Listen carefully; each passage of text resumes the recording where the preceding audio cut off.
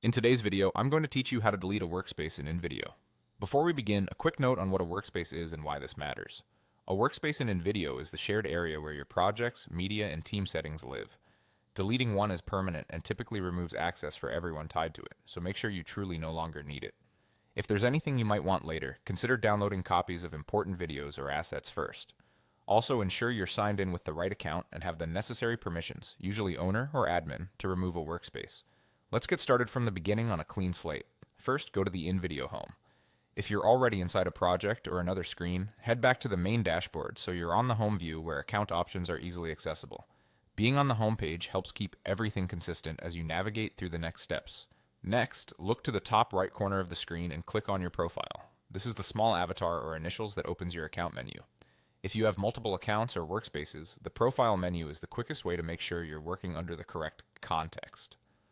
From the menu that appears, click on Settings. This takes you to the main control center for your account preferences and configurations. If the settings page takes a second to load, that's normal. Just wait for the options to populate. Within Settings, click on Manage Account. This is where ownership details, team structures, and workspace controls usually reside. It's designed to surface the items that affect your broader account rather than just editor preferences. Now click on the workspace you wish to delete. Take a moment to double check the name so you don't remove the wrong one, especially if you manage several. Selecting the workspace will take you to the relevant controls for that workspace. If the platform presents a warning or summary, review it carefully. At this stage, the system may guide you through whatever confirmation is needed to proceed. Simply follow the on-screen instructions to complete the removal. And that's it.